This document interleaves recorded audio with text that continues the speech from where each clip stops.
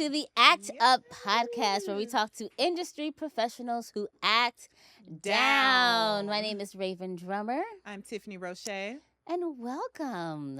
How you feeling today? I'm feeling great. What's today? Thursday? Yes, it is. Okay, yeah, I'm feeling great. It's almost Happy Friday. Valentine's early eve, Yes. you know.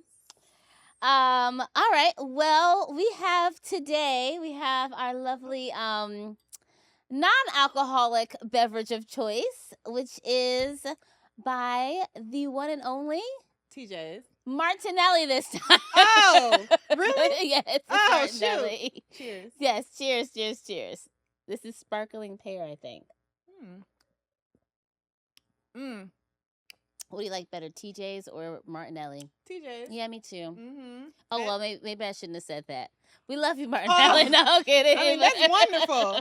It's just, this feels like I've tasted it before. That TJ's felt like a flavor I haven't tasted. Feels before. like my childhood. Yeah. All right. Well, here we are. Mm-hmm. You ready to talk about it? It's been an interesting 2 weeks. It's been a very interesting couple of weeks. Oops, Yeah, I lost the ring. It's okay. It's gone forever. It's fine. Okay. But is she going to pick it up? Doja, don't you? Okay, you good. Okay. Where do we even begin? Well, so we had a first taping of the first episode of us sitting here talking, and it was great, successful, and some things that we said made a lot of noise. Yes. A lot of noise. So how do you feel about that? On January 27th. Not you knowing the date. You know, I only know the date because Wait, my birthday was It on the 24th? on that Friday. Yeah. And it all went down on that Monday. Wow. But yeah, it was January 27th. We had released the first podcast episode on that previous Friday and Saturday. For Act Up, happy, no issues. So on that Monday, we released a short clip from the podcast episode, and I asked you, cue to the actual video, when you're watching auditions, like, when do you stop? I stopped 4 seconds in. 4? 1, 2, 3. And I'm dead serious. So I asked you, and I was like even hesitant to ask you, but I asked you, like, how long do you watch an audition before? And I said before you stop. I should have said before you know, but I said before you stop. And your response was 4 seconds. yes. 4 seconds. We released that short little clip, and from there we put it on Instagram, and it went viral, and not in a positive way. There were lots of, well, we did have some positive comments. Let me not say that. But we had a lot of feelings and a lot of emotions and a lot of responses to that clip. Yeah. You know what's so interesting? Do you remember the week before when we were at that informational? In the in-person informational. Yes. An actor was there, and she raised her hand and she asked a question. Yeah, she did. She said, "Hey, I heard that, with some casting directors," she said 2 seconds, and we got low-key got the audio because that thing was filmed. Yeah. But she said 2 seconds. Yeah. And we literally just answered that question for an actor at that information the week before. Yeah. And so for that question to come up, and then that's kind of, I'm still running from that, Yeah. But in all seriousness, this is not new news. And I did see that comment from some people like, hey, this is obvious, or hey, like, I thought we all knew this. CDs make up their mind sooner than you may finish the audition. But but the response made it seem like this was new news. And I think that's why it went viral, or this was unheard of to say it aloud. I guess you can say we went viral. Oh, we definitely went viral. How does it feel to go viral? I would say that prior to us releasing, and actually prior to us doing this podcast, if you would have asked me, what is my biggest fear? My biggest fear would have been, I would have said to you, it would have been exposure, feeling exposed and feeling publicly judged and criticized. Mm-hmm. And that's exactly what happened, for sure. I felt very exposed. And this is like, and the purpose of this episode is not necessarily like to talk about, like, to defend, like what was said. It was just really to talk about what it felt to be in the midst of it. So for me, it was like this big fear that I had that just kind of like came to life in front of my eyes. But at the same time, I'm so grateful for it. And I've learned so much. We're going to get into that. But what about you? Like, so what did this, initially, what did this bring up for you? It brought up my relationship to mystery. Like, I try to play mysterious. I'm not playing. I am an introvert. And so, I typically am like mysterious online. I only post about work and gym. That's it. Nothing in my personal life. To be perceived in that grand of a large of a scale in that short amount of time was mind-blowing. Yeah, it was mind-blowing. It gave me some empathy, though, for those like public figures and all that stuff. Because I'm like, wait, they were just probably, I'm not a celebrity and I'm not claiming to be, but even on this small scale, it took up so much of my emotional life to be perceived and not feeling understood. I can't imagine like an actual celebrity or public figure like Drake with what he's going on right now. Or even like Taylor Swift. You know, like, I'm like, for you to everything you do to be a thing. I think at the Super Bowl they were talking about how they put the camera on her and like people started booing. And I'm like, that's insane. And I'm like, wow, it definitely opened my mind. And this was like a minute. I mean, very, very minute compared to what others experience. But for me, it was just a very, like, I feel like I've never been more present in my life, though. And it definitely opened my eyes up to my own thoughts and lessons. So, like, let's take it back. I will say that, we decided to put up the post on Instagram. And when it started to get some noise, I would say that I think you reached out to me, and I had like a friend of mine who reached out to me, and immediately it was like, should we take it down? And there was a part of me that absolutely wanted to run away from it and take it down. And I felt like if I did take it down, though, I'm running away from whatever this could be. And I felt like it could be an opportunity to have like a real moment, to have a real discussion, to explain, to give context. So I feel like I had to do what I ask a lot of actors to do, which is be vulnerable, which is to make a choice, which is to like to not be afraid or be okay with like it being messy and like and not being polished. And I literally felt like I was just kind of sitting and allowing myself to live in that space of vulnerability, of of making a choice. So another thing, like I would say, so we put up the post on a Monday, it started getting noise, and then on Tuesday I was like, okay, we need to address this. So I talked to you about going live. We went live, and then I was like, what do you think about bringing on some actors to talk about that? And I asked my assistant, Alexandria, I didn't just want to bring on anyone. I literally asked her to find the most vocal, most offended, most present, the rudest comments. I mean, I'm sorry, like the people who had the rudest comments. And to have that conversation. How do you feel about that? About going live with them? Yeah. So long story short, I'm glad it happened because the conversation was good. The live is still up. I did truly learn some things in that live. It gave me the opportunity to tell the actors who did click on the live and were there present for it that my intention was not to disrespect or dismiss. I thought it was so obvious that this was an exaggerated, hammed up joke. But we're in sensitive times in the industry and in the nation and the country. So I get it. And I was appreciative of that opportunity to listen and express my sentiments. However, I'm not sure. I was a little suspicious of if it's even necessary. In my own personal walk, it is my belief how you do one thing is how you do everything.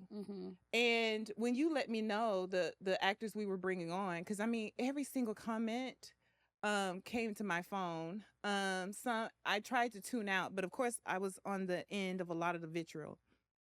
But the two specific actors that we brought on, when you asked me about it, he was like, "Are you gonna be cool?" And I'm like, "I'm be cool." But when I learned, because I didn't want us. Let me just say, I didn't want it to be like, well, you should have said, well, you Right, didn't. Like, I because didn't want an argument. right. I wanted a which conversation is and discussion. fair because Yeah. I am a passionate person. If I can go up if necessary, but I was like, no, this is professional. I've never done that in a professional setting. Yeah.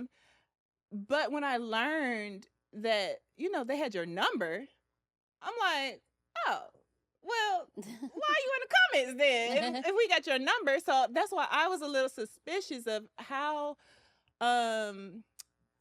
productive will this be, because if these people have direct access to you and they chose to take another route, then I'm not sure if we're beginning on a genuine foot. And the aftermath showed me I was right. Because 5 videos later, 6 videos later, what have we solved? I thought when the live was over with, then that's it. That's done. Yeah. But to see the comments still coming in, and now when the comments are coming from these actors and they're not even taking the decency to at me as they were doing before, not realizing or not caring that I would still see it, I was like, oh, well, I mean, what was the point? Or seeing casting directors and agents in LA and New York taking up for us and making public videos and then responding to those videos. It's just like, when does it end? I thought the live was to solve it. So how do I feel about going viral? I have plenty of feelings. How do I feel about trying to fix people's perception of you? I think what this has shown me is there is none. You can't.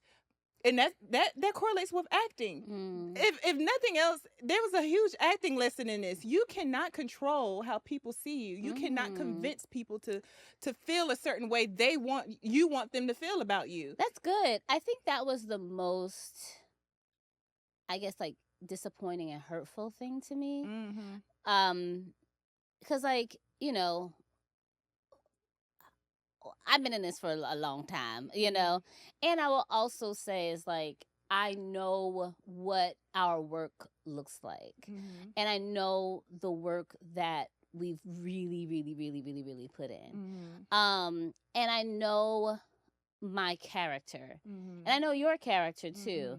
And so I think for that to kind of be up on the chopping block, or like for that to kind of be up and tossed around and so like frivolously dismissed, was really disappointing. And I would say it is disappointing for me to have worked with artists and actors for years, and I mean years, who had, and it was in that conversations, like, not people that I've just auditioned and hired, like people I've actually talked to.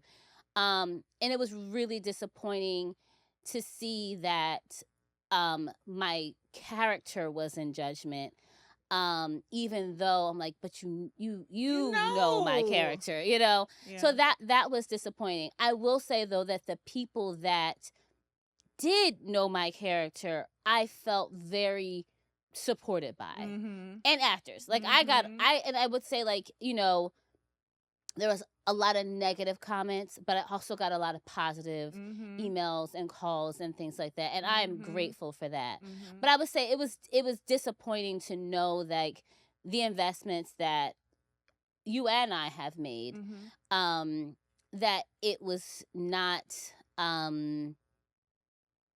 taken seriously, or that it was just very quickly dismissed or forgotten about. So I will say that was disappointing.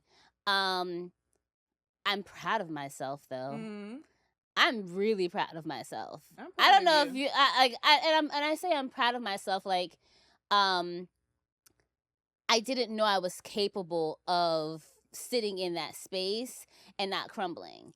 And you still standing. Yes, and right, and still working. Yeah, so I'm proud of, and I'm proud of how we handled it. Yeah. Like, I'm proud of the fact that it could have gone a million different ways. We could have just said, okay, never mind, we released it. Like, I'm happy that we faced it.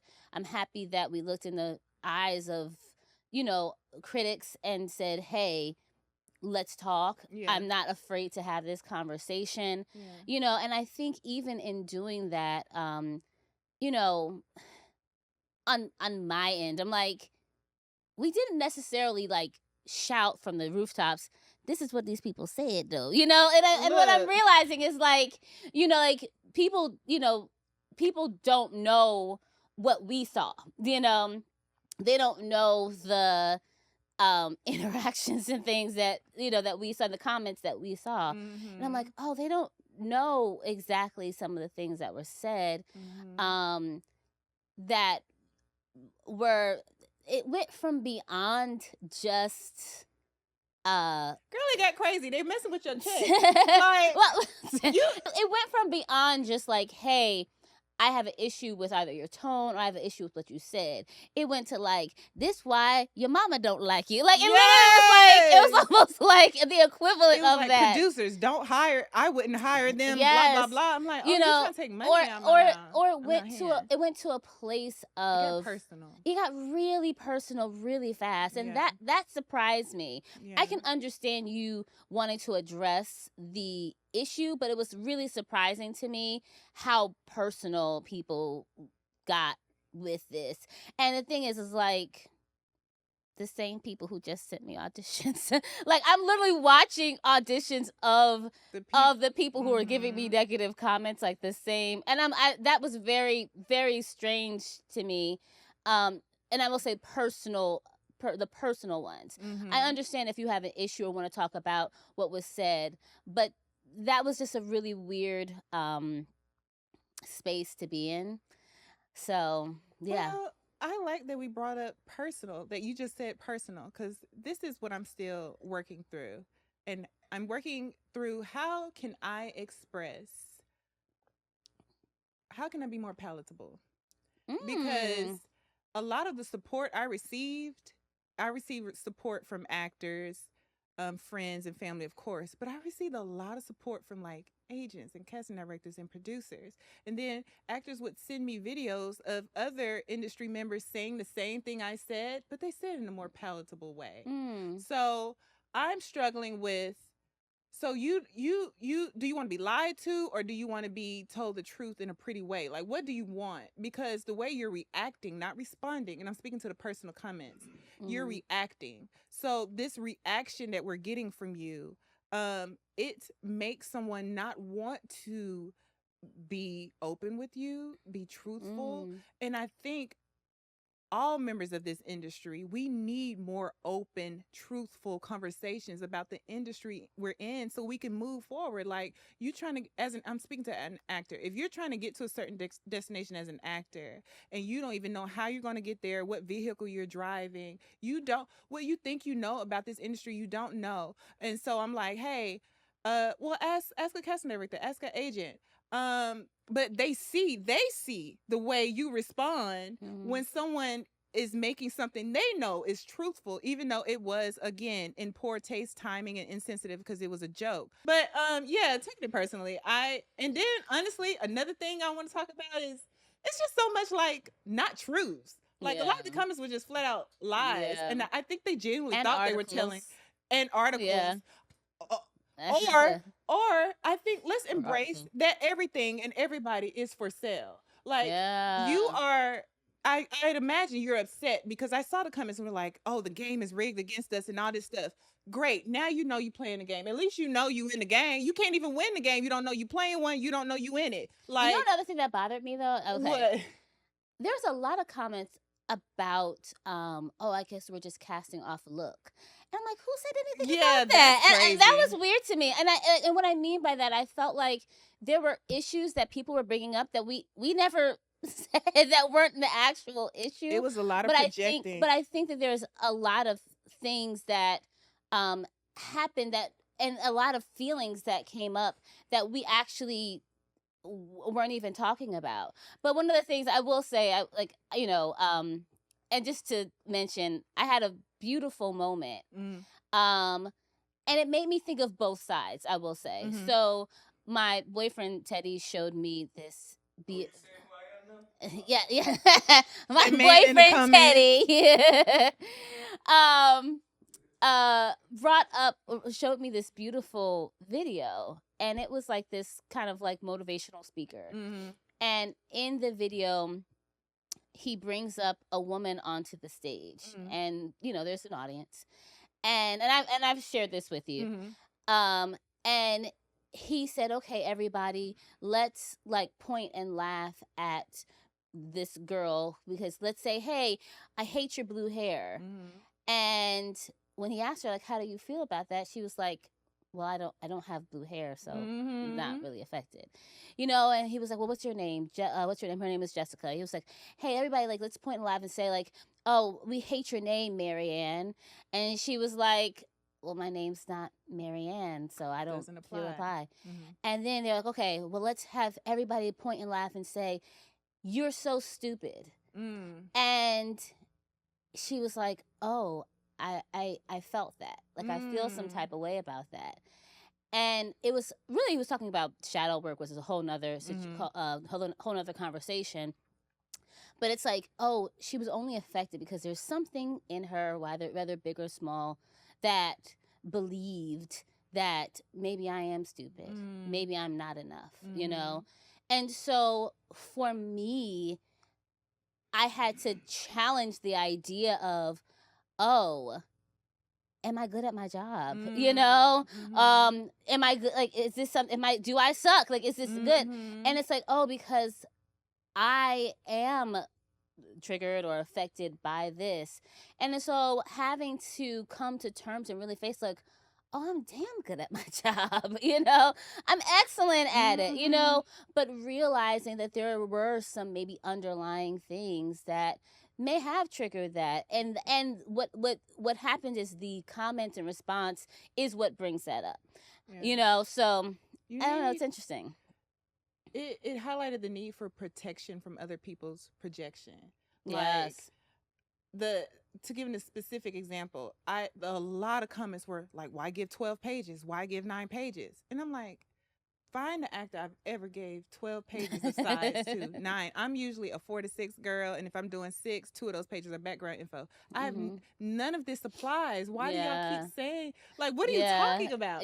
But this was a space, they were triggered. And we were triggered, right? And so it's just a bunch of. And I think that, like, that's what I mean. I brought up that story because I think the triggering on the other side, which was not what it was, right? But the triggering was like, oh, haha, we can tell you suck in 4 seconds. Yep. And that's not what we said. Nope. But I think that's what a lot of people took it as.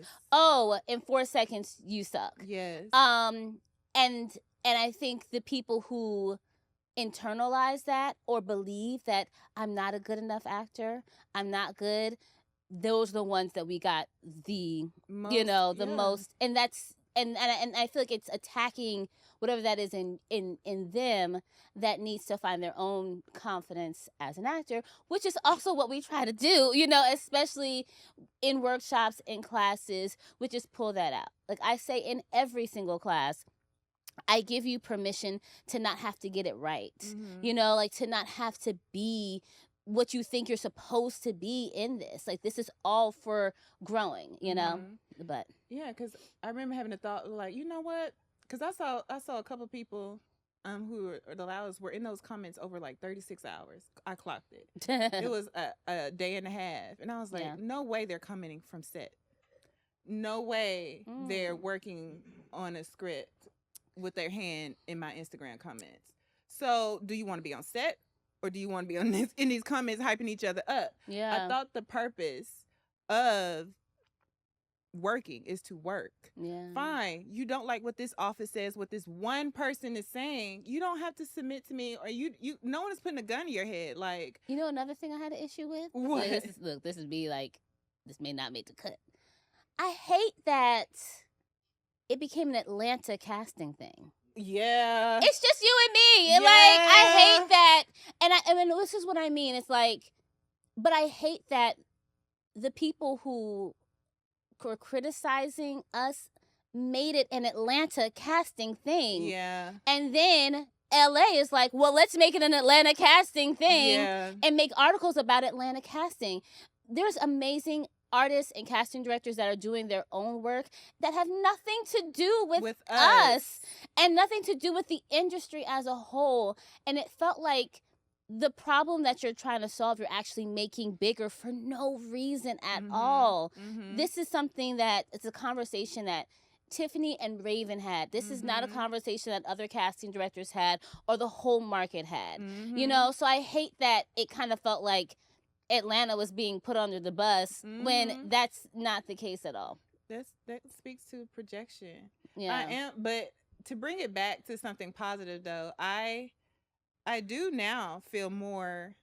I needed that lesson. I needed to feel what it feels like to be hate, just like on the end of hate, and the sun still comes up and the moon still comes up. Like, the life isn't ending. Those bills still coming. You know what I'm saying? Like, it's giving me a strength. Yes. In an even deeper truthfulness. It's like, oh, this is what is possible when you are just unaware even of how you may affect others. This is what's possible. Felt it. I'm like, okay, I'm alive.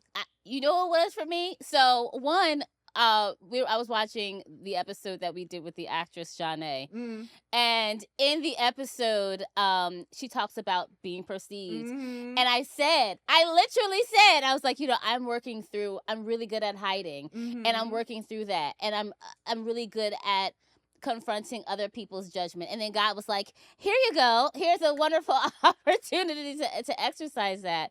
But I realized, I'm like, oh, I have been holding myself back in so many ways, whether that be releasing projects, or whether that be, you know, like even doing this, like putting a camera in front of myself and talking, because of that big fear I had of exposure and people pointing or people's judgment.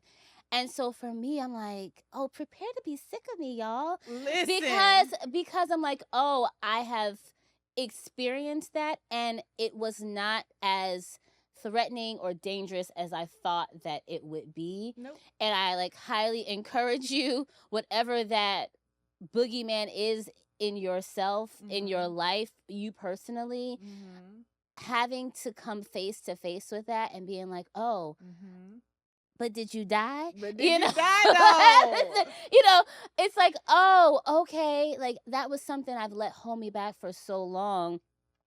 Okay, it happened. Did it feel good? Not necessarily, but am I still breathing? Am I still operating? Do I still, let me talk about Village. I don't know about you, but I felt covered. I felt like the people who were in my corner were in my corner and really showed up for me. And it made me realize, like, oh, you have a great village, Rhavynn. The great village of people and focus around on you. those people. Yeah. That's real love. Everything else, it put into perspective what matters. And it showed me that God is real and he answers prayers, and you cannot control the way he answers them. Yes. Because I have been praying the literal prayer of Jabez, like, God, please increase my territory. Yeah. Increase my impact, increase my influence.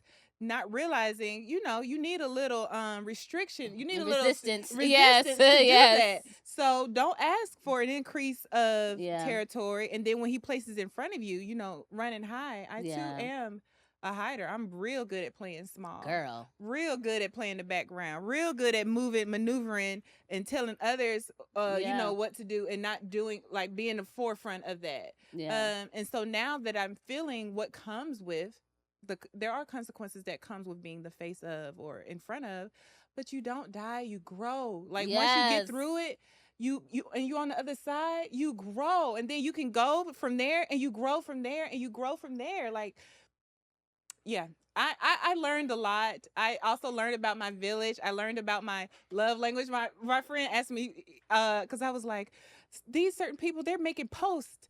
They're tagging me. They're making posts publicly. These certain people I expected from, they're not saying anything. And he's like, well, what do you want? The person who's gonna be all on social media and the trolling in the comments, or are you gonna the one who's checking on you, like, from morning to night, meaning, like, are you okay? Yeah. What do you need? I'm here in the present. And I was like, yeah, you're right.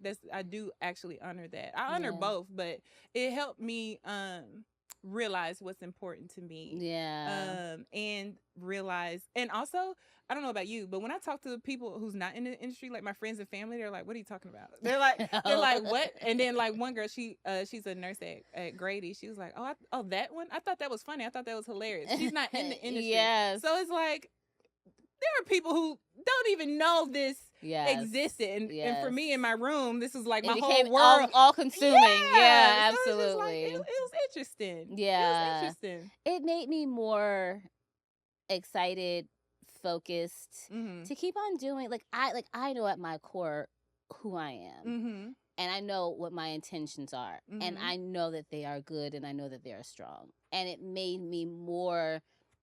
It gave me more motivation, I felt like, to keep going, to keep teaching.